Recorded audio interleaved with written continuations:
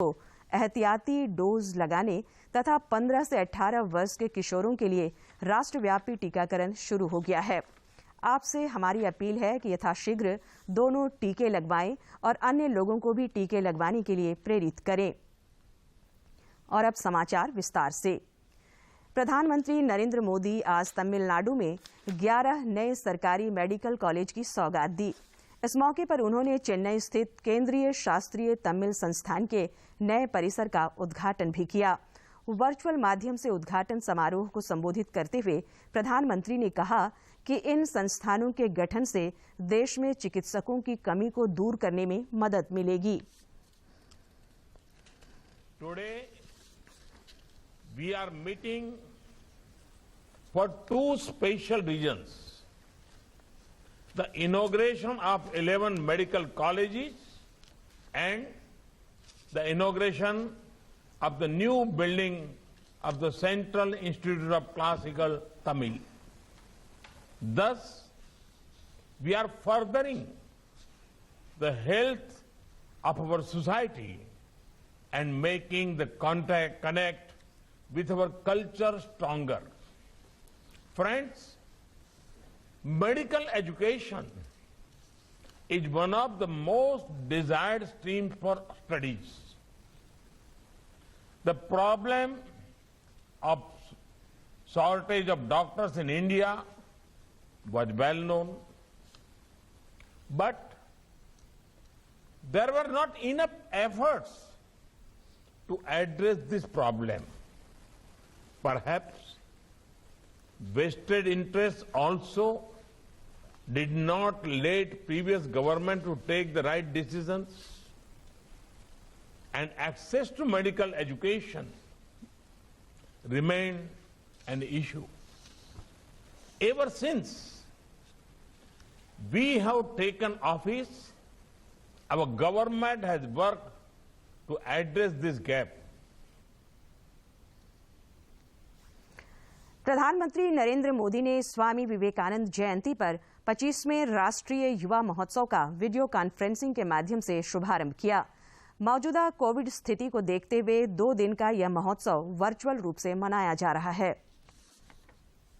स्थापित किया गया है। ये केंद्र युवाओं को कुशल बनाने में योगदान कराने के साथ हर वर्ष लगभग 6400 प्रशिक्षुओं को प्रशिक्षित करने में सक्षम होगा। साथ ही पीएम ने ओपन एयर थिएटर युक्त एक प्रेक्षागृह पेरुन थलेवर कामराजर मणिमंडपम का भी उद्घाटन किया, जिसे लगभग 23 करोड़ रुपए की लागत से पुदुचेरी सरकार ने निर्मित किया है। प्रधानमंत्री इस मौके पर प्रधानमंत्री ने कहा कि आजादी के समय जो युवा पीढ़ी थी उसने देश के लिए अपना सब कुछ कुर्बान करने में एक पल नहीं लगाया, लेकिन आज के युवाओं को देश के लिए जीना है और हमारे स्वतंत्रता सेनानियों के सपनों को पूरा करना है। नेताजी सुभाष बाबू का 125वीं जन्म जयंती का वर्ष भी है और 25 साल बाद देश आजादी के 100 वर्ष भी मनाएगा। यानी 25 का ये संयोग निश्चित रूप से भारत की भव्य दिव्य तस्वीर बनाने का योग भी है। आजादी के समय जो युवा पीढ़ी थी उसने देश के लिए अपना सब कुछ कुर्बान करने में एक पल नहीं गवाया था। But today's youth has to live for the country and fulfil the dreams of our freedom fighters. Shri Modi ने कहा कि युवा में वो क्षमता होती है जो अपने सामर्थ्य के अनुसार नई चुनौतियों का मुकाबला करने में सक्षम होता है। It is the young who must be the builder of the new world. Revolution और इवोल्यूशन के इर्द गिर्द ही उन्होंने अपने जिस दर्शन को रखा था वो युवाओं की भी असली पहचान है। यही दो गुण एक वाइब्रेंट नेशन की भी बड़ी ताकत होते हैं। युवाओं में वो क्षमता होती है, वो सामर्थ्य होता है कि वो पुरानी रूढ़ियों का बोझ लेकर नहीं चलता, वो उन्हें झटकना जानता है। राज्यपाल रमेश बैस ने आज स्वामी विवेकानंद जी की जयंती के अवसर पर राजभवन के दरबार हॉल में उनके चित्र पर माल्यार्पण कर उनके प्रति अपनी श्रद्धा सुमन अर्पित की। इधर मुख्यमंत्री हेमंत सोरेन ने भी युवाओं के प्रेरणा स्रोत स्वामी विवेकानंद की जयंती पर उन्हें नमन किया।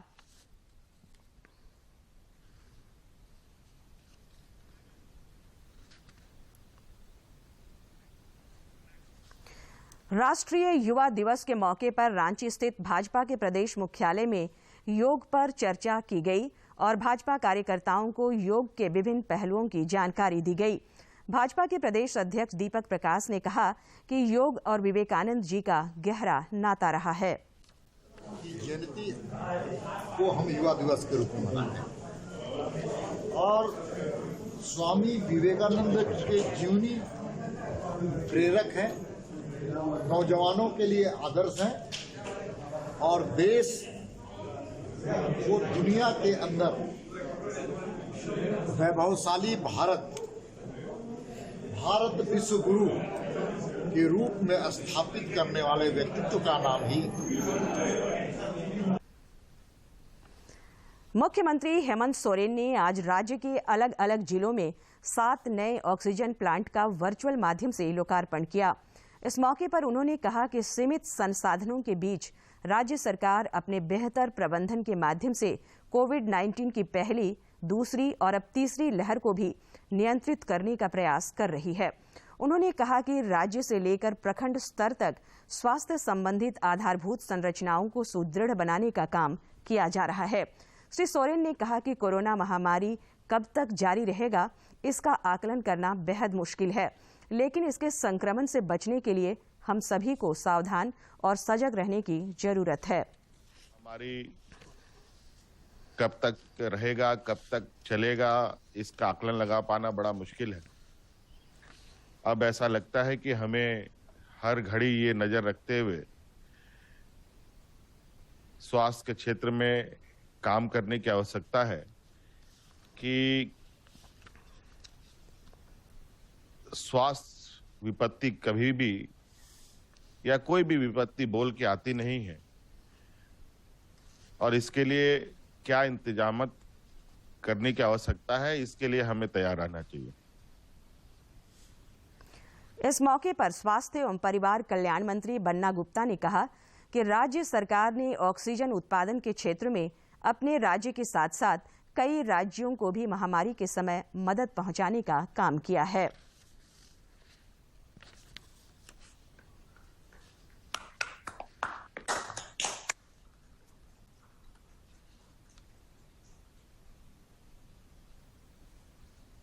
Thank you sir, thank you so much. अब मैं माननीय राजीव वरुण एक्का साहब और हमारे एनएचएम डायरेक्टर साहब, सभी संबंधित जिला के उपायुक्त, आप सभी लोगों को बहुत बहुत नववर्ष मंगलमय हो, उन्नति और समृद्धि से भरा हो। और माननीय मुख्यमंत्री जी का जो विजन है कि स्वस्थ और समृद्ध झारखंड बनाने की जो सोच के साथ इस नई सरकार ने सत्ता में बैठने का काम किया, ये अलग सी बात है कि कोविड-19 जैसे एक विश्वव्यापी संकट ने हमारे जो हमारे काम करने के तौर तरीके थे उसमें थोड़ी बाधा उत्पन्न की, लेकिन इसके बावजूद भी हमारे माननीय मुख्यमंत्री जी का जो विजन है और जो उनकी लगातार नए नए इनोवेशन के साथ नई नई व्यवस्थाओं को खड़ा करके झारखंड की जनता को एक स्वास्थ्य की दिशा में इस विपरीत परिस्थिति में स्वावलंबी। इधर रामगढ़ के ट्रामा सेंटर में ऑक्सीजन प्लांट के उद्घाटन के अवसर पर स्थानीय विधायक ममता देवी, बड़का गांव के विधायक अंबा प्रसाद सहित जिला प्रशासन और स्वास्थ्य विभाग के कई अधिकारी मौजूद थे। इस मौके पर उपायुक्त माधवी मिश्रा ने कहा कि कोरोना की दूसरी लहर में रामगढ़ जिले सहित राज्य और देश में ऑक्सीजन की किल्लत हुई थी। उसे देखते हुए राज्य सरकार ने रामगढ़ जिले में भी 840 यूनिट प्रति मिनट ऑक्सीजन प्लांट का निर्माण किया है, जिसका आज उद्घाटन हुआ है। कोरोना के सेकेंड वेव में, दूसरी लहर के समय में ऑक्सीजन का बहुत ज़्यादा समस्या फेस करना पड़ा था पूरे राज्य को, पूरे देश को और रामगढ़ जिले को भी।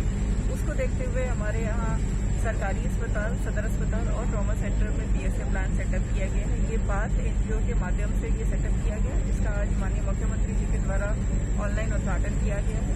ये 800 LPM का कैपेसिटी है।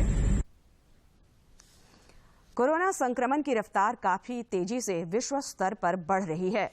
स्वास्थ्य मंत्रालय के संयुक्त सचिव लव अग्रवाल ने आज संवाददाताओं को बताया कि भारत में सक्रिय मामलों की संख्या करीब 9,55,319 है। रोजाना औसतन 1.5 लाख मामले सामने आ रहे हैं। 30 दिसंबर 2021 को जो पॉजिटिविटी रेट 1.1% थी, वह बढ़कर 12 जनवरी 2022 को 11.05% दर्ज की गई है। रेट को दिखाते हुए हम देखते हैं कि जहां 30 दिसंबर को देश में ओवरऑल केस पॉजिटिविटी 1.1% थी, अब वह बढ़कर करीब 11.05% हो गई है। इधर झारखंड में कोरोना संक्रमितों की संख्या में लगातार बढ़ोतरी हो रही है। पिछले 24 घंटों के दौरान 4,719 नए संक्रमित मिले हैं, जबकि 1,692 लोग स्वस्थ हुए हैं। वहीं 4 लोगों की मौत हुई है। प्रदेश में सक्रिय मामलों की संख्या बढ़कर 29,042 हो गई है और रिकवरी रेट 91.15% है। देश में कोविड के खिलाफ जारी जंग में टीकाकरण अभियान तेज गति से चल रहा है।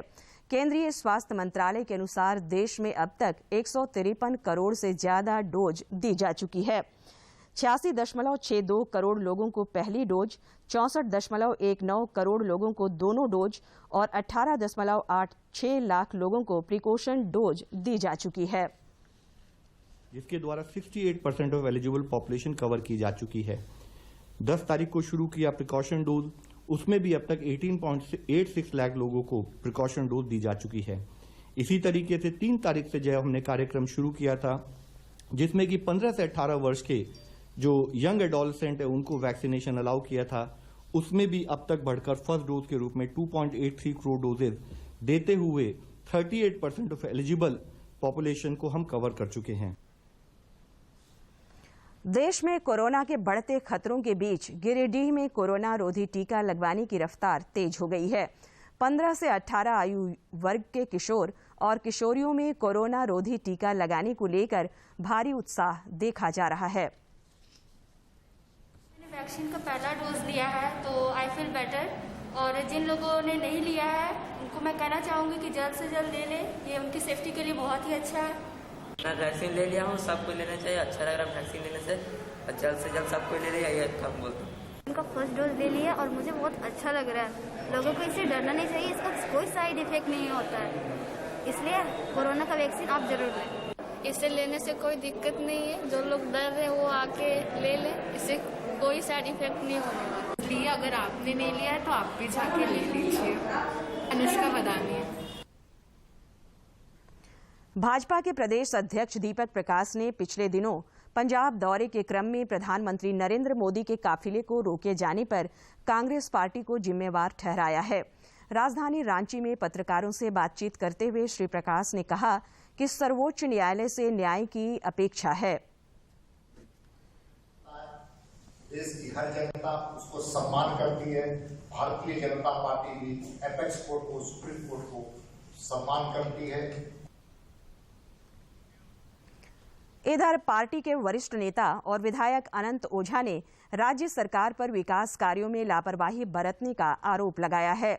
जल संसाधन विभाग के कार्यों पर टिप्पणी करते हुए उन्होंने कहा कि राज्य सरकार केंद्र प्रायोजित योजनाओं को ठंडे बस्ते में डालने का काम कर रही है।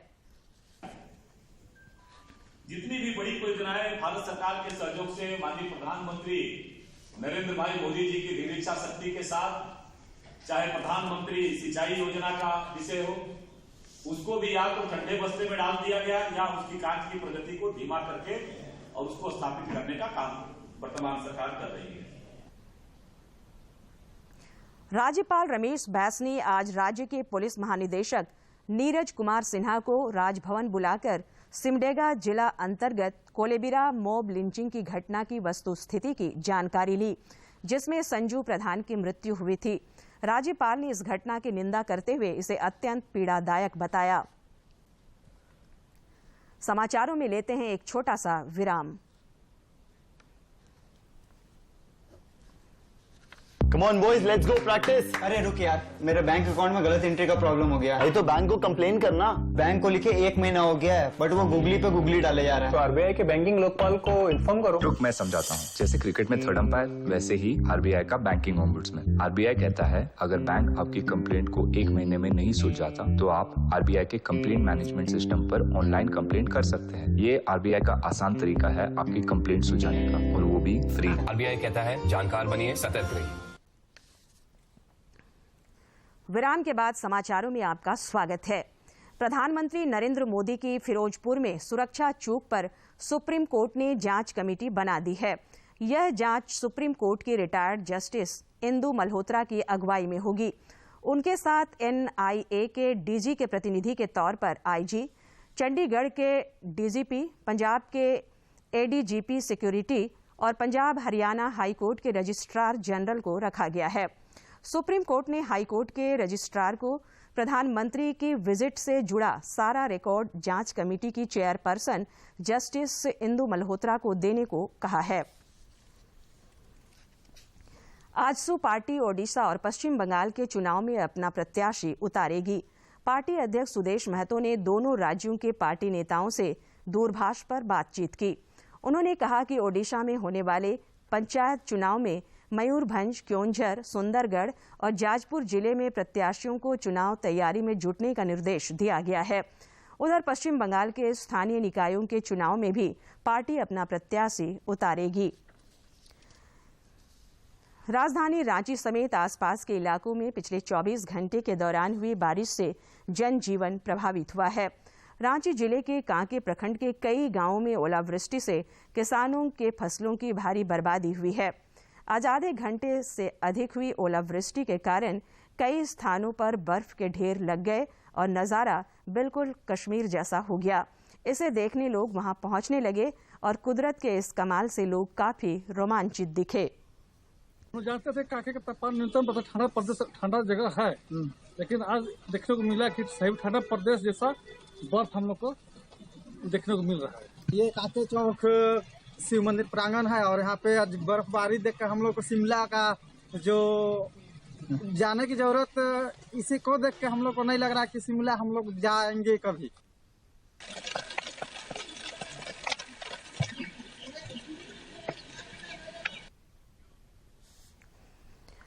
मौसम विज्ञान केंद्र रांची के अनुसार 13 जनवरी से राहत मिलने की उम्मीद है, जबकि 16 जनवरी के बाद आसमान पूरी तरह से साफ रहेगा और ठंड में बढ़ोतरी होगी।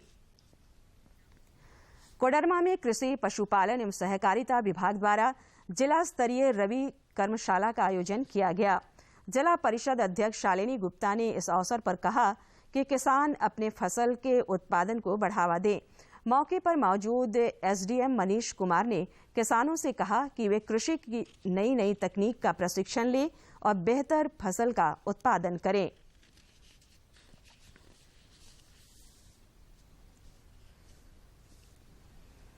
और अब कुछ खबर राज्य के विभिन्न जिलों से।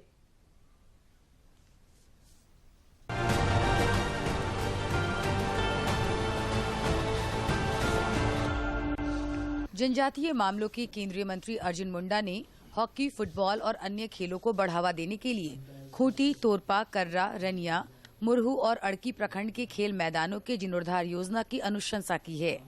उन्होंने इस योजना के तहत अनुमानित व्यय का ब्यौरा जनजातीय कार्य मंत्रालय को देने का निर्देश दिया है।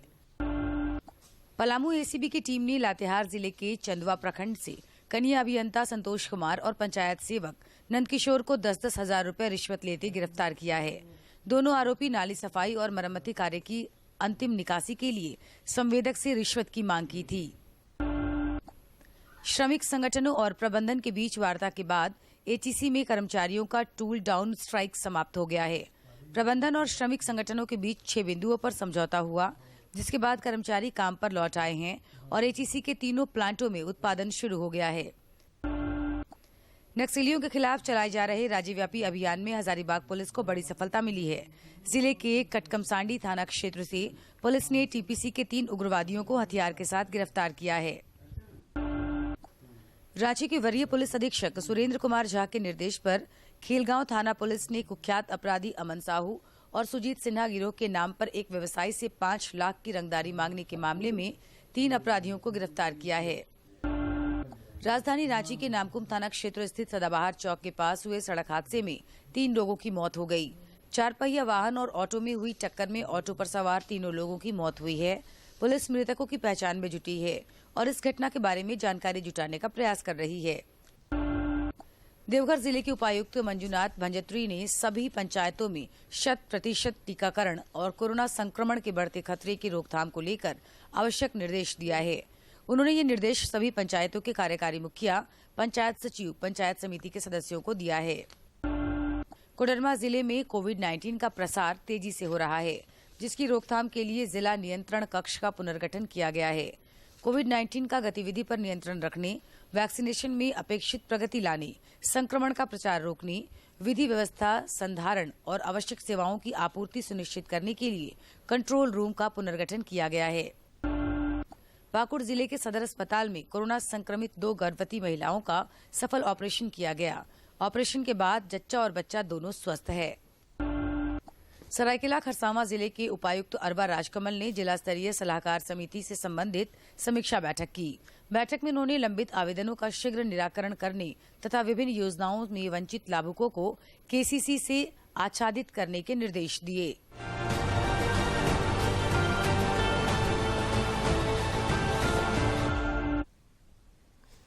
आजादी के आज के कड़ी में देखिए स्वामी विवेकानंद के बारे में।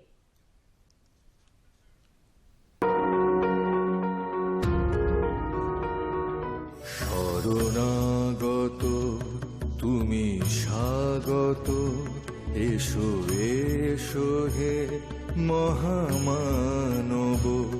12 जनवरी को स्वामी विवेकानंद की जयंती मनाई जाती है। 1863 में कलकत्ता में जन्मे विवेकानंद का वास्तविक नाम नरेंद्र नाथ दत्त था। वे अपने गुरु रामकृष्ण परमहंस से प्रभावित होकर 1886 में भिक्षुक बन गए। भिक्षु संकल्प लेने के बाद उन्हें स्वामी विवेकानंद कहा गया। पश्चिमी जगत को वेदांत और योग के भारतीय दर्शन से अवगत कराने का श्रेय स्वामी विवेकानंद को जाता है। भारत के इस अज्ञात भिक्षु को 1893 में शिकागो में धर्म संसद को संबोधित करने के बाद व्यापक यश और प्रसिद्धि मिली। I am proud to belong to a religion which has taught the world both tolerance and universal acceptance. We believe not only in universal toleration, but we accept all religions as true. I am proud to belong to a nation which has sheltered the persecuted and the refugees of all religions and all nations of the earth. I will quote to you, brethren, a few lines from a hymn which I remember to have repeated from my earliest boyhood, which is every day repeated by millions of human beings. As the different streams, having their sources in different places, all mingle their water in the sea, so, O Lord, the different paths which men take through different tendencies, various though they appear, crooked or straight, all lead to thee. ब्रह्मरूपमादिमध्य शेष सर्वभाषकम् भावशतकहीन रूप नित्य सत्तमध्ययम्। उन्होंने 1897 में Ramakrishna mission की स्थापना की। इसके अलावा देश में कई मठों की भी स्थापना की, जिनमें सर्वाधिक प्रसिद्ध हावड़ा जिले का बेलूर मठ है। उन्होंने लोगों को स्वतंत्रता संग्राम में शामिल होने के लिए प्रेरित किया। इस प्रकार राष्ट्रीय स्वतंत्रता आंदोलन में उनका महत्वपूर्ण योगदान रहा।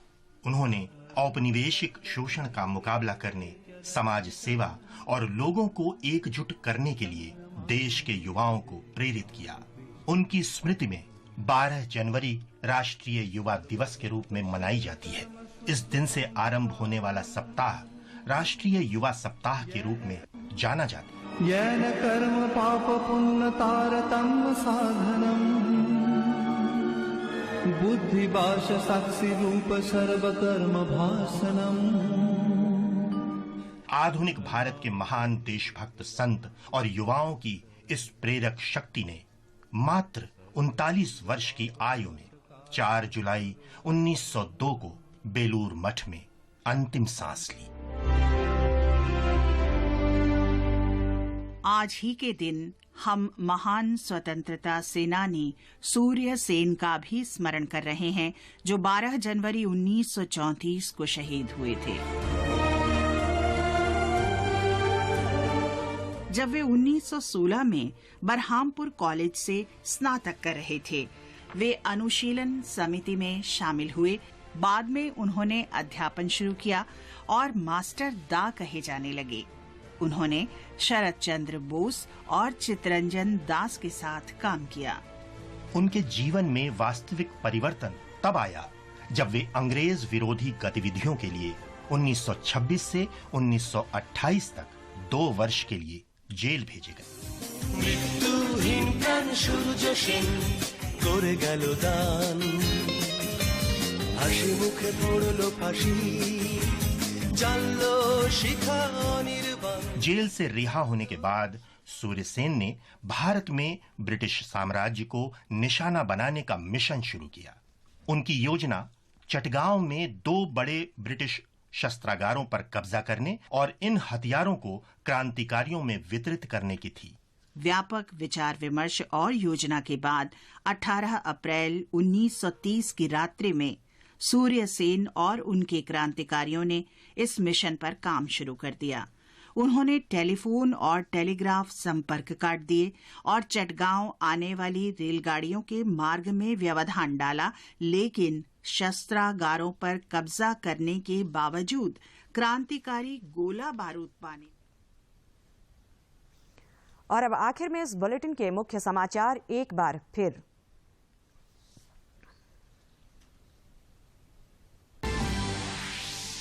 प्रधानमंत्री नरेंद्र मोदी ने तमिलनाडु में 11 नए सरकारी मेडिकल कॉलेज की दी सौगात। पुदुचेरी में वर्चुअल माध्यम से 25वें राष्ट्रीय युवा महोत्सव का भी किया उद्घाटन। मुख्यमंत्री हेमंत सोरेन ने वर्चुअल माध्यम से राज्य में 7 नए PSA ऑक्सीजन प्लांट का किया लोकार्पण। कहा, कोरोना की तीसरी लहर से निपटने के लिए सरकार तैयार। देश में 68% वयस्क आबादी को कोरोना वैक्सीन की दोनों डोज लगाई गई। किशोरों में भी टीकाकरण को लेकर दिख रहा उत्साह।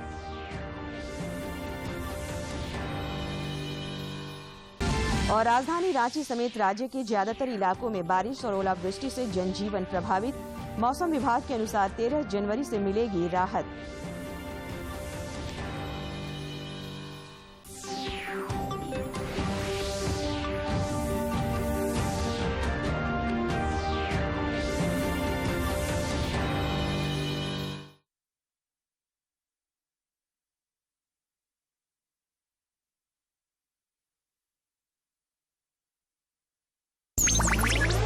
डिजिटल बैंकिंग का है जमाना, टाइम है बचाना। डिजिटल बैंकिंग है आसान, करो चाहे कोई भुगतान, एनी टाइम एनीवेयर, सेफ है, फास्ट है, हर पेमेंट उंगलियों पे सेट। लेन देन के हैं ऑप्शंस कई, IMPS, NEFT, UPI भी। 24 घंटे करते ये काम, पेमेंट आसान और रहे आराम। RBI कहता है जानकार बनिए, सतर्क रहिए।